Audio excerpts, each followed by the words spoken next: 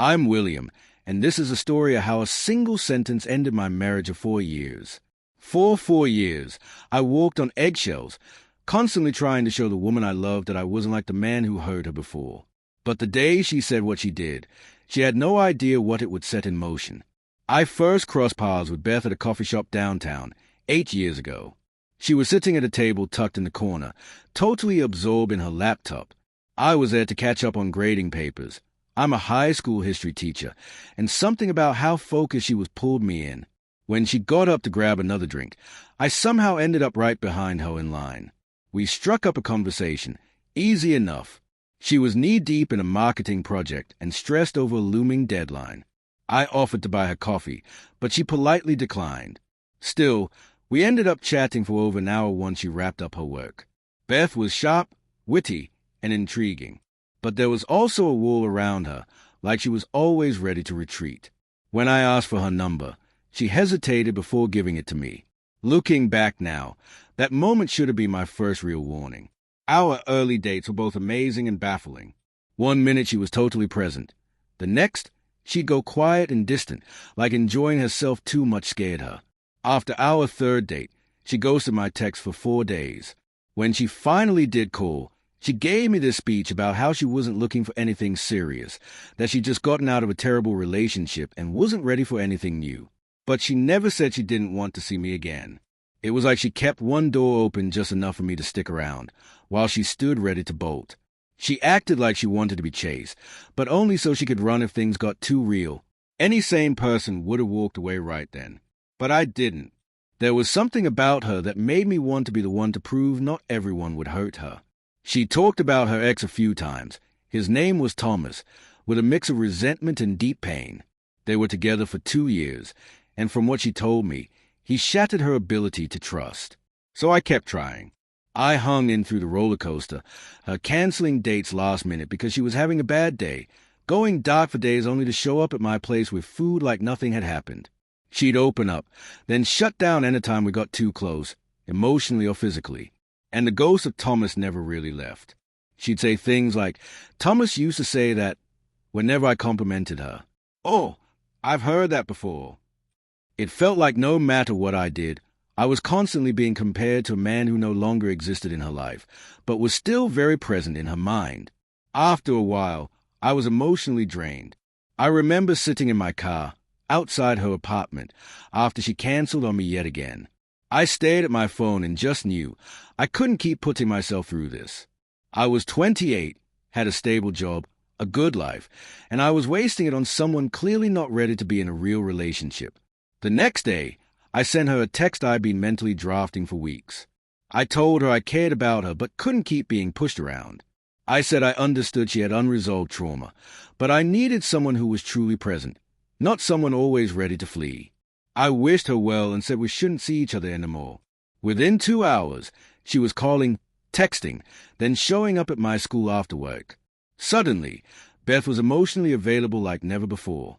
She wanted dinner that night, and the next, and the night after that. She was affectionate, attentive, completely engaged. It felt like a dream come true, but part of me wondered if it was all calculated. Like she only wanted me now because she thought she'd lost me. Still, I hoped maybe this was her breakthrough. Maybe she just needed time.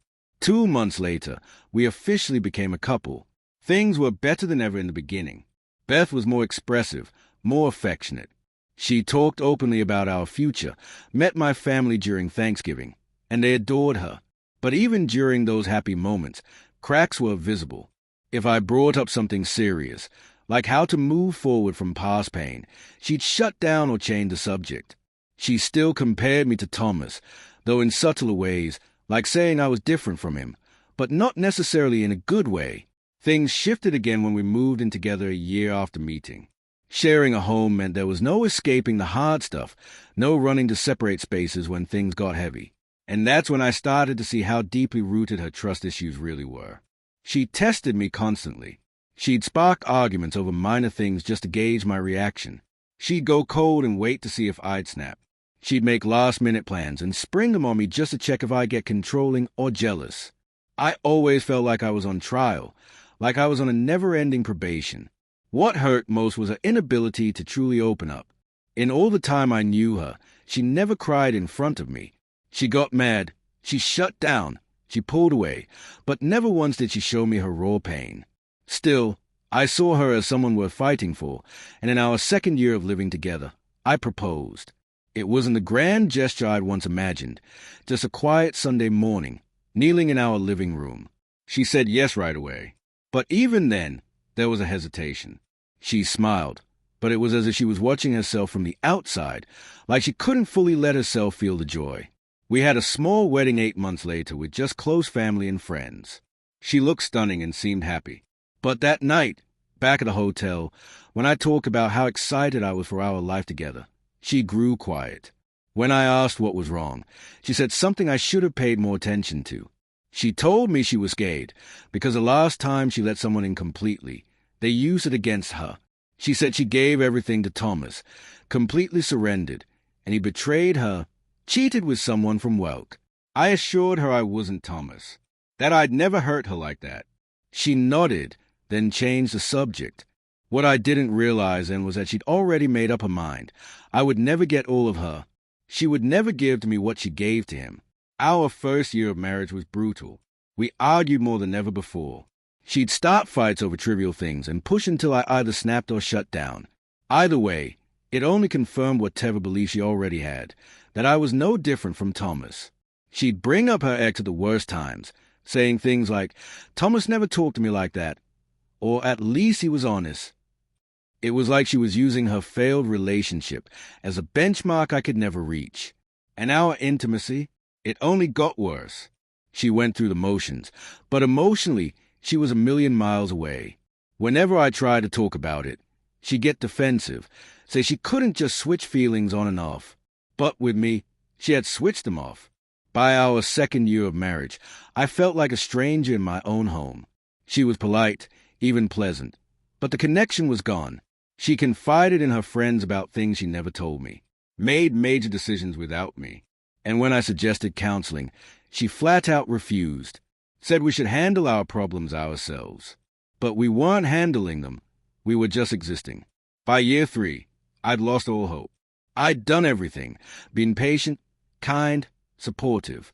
I gave her space when she needed it, stood by her when she let me. I did everything to show I wasn't Thomas. But it didn't matter, because she had already decided that no one could be let in the way he had been. I started therapy on my own. Dr. Martinez helped me see that no amount of love could fix someone else's wounds. Beth had to want to heal, and she didn't. Not really. I felt completely alone in my marriage, like I was constantly proving myself to someone who had already judged me as not enough. Then came the breaking point. It was a Tuesday. I came home from work, and Beth was in one of her moods. Bad day at the office. I tried to help, asked if she wanted to talk, offered to order her favorite dinner. She snapped, said I was hovering, said she didn't need me fixing everything. I backed off, but that was wrong too. Then she accused me of not caring, of shutting down when things got hard.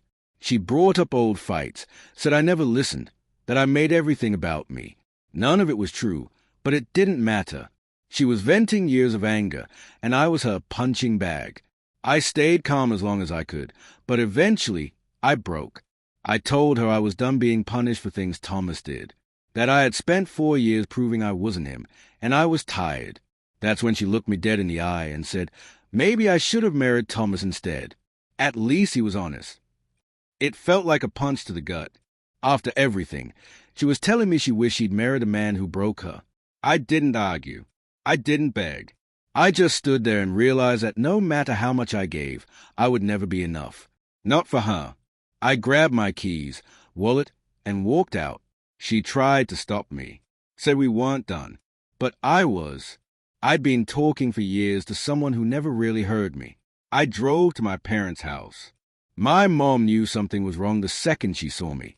I told them everything.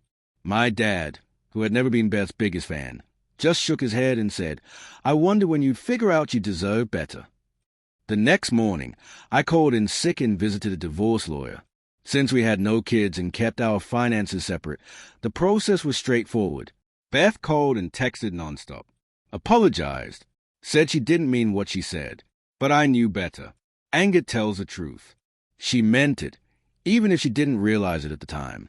1 week later, I had the papers served to her at work. I knew she'd try to talk me out of it if I handed them over in person, and I couldn't risk backing down. She took them calmly. No scene. But 10 minutes later, she called me 8 times in a row. When I finally picked up, she was sobbing, something I'd never heard in all our years together. She begged me not to do this, said she'd go to therapy, that she'd change. But I'd finally learned, you can't wait until someone's walking away to decide to fight for them. The weeks that followed were a blur of a desperate attempt to win me back. She showed up everywhere, called everyone I knew, left flowers, notes, promises. She was finally offering the emotional openness I'd craved, but it was too late. You can't withhold love for years and expect someone to still be there when you're finally ready. My therapist helped me understand. It wasn't love driving her. It was fear. She was terrified of being abandoned, but fear isn't the same as change. Our divorce was finalized in February 2025. She contested it at first, but once it was clear I wasn't budging, she signed the papers. We saw each other one last time at the courthouse. She tried to speak, but I couldn't. There was nothing left to say. Looking back, the signs were always there. Beth never healed from Thomas. She just projected her pain onto me and hoped I could carry it for her. I couldn't. We might have had something beautiful, if only she had chosen to heal. But she didn't. I don't hate her. I understand her. But I also know she should never have married me while still emotionally attached to someone else. The hardest truth I've learned is this. Love can't fix someone who won't do the work themselves. Healing has to come from within. So if you're where I was, loving someone who won't let you in, remember this. It's not your job to save them. And if you're in Beth's shoes, please get help before you hurt someone who genuinely loves you. Don't marry someone if your heart still belongs to someone else. Love takes trust, vulnerability, commitment. Without those, it doesn't stand a chance. I'm doing better now. I'm still in therapy, learning why I stayed so long, learning to value myself. I haven't spoken to Beth since the divorce, but I've heard she's finally in therapy too. I hope she finds peace. But her healing is no longer my responsibility. The truth is, she was right about one thing. She should have married Thomas, because she never really married me. And that Tuesday night, when she finally said it out loud, she freed me.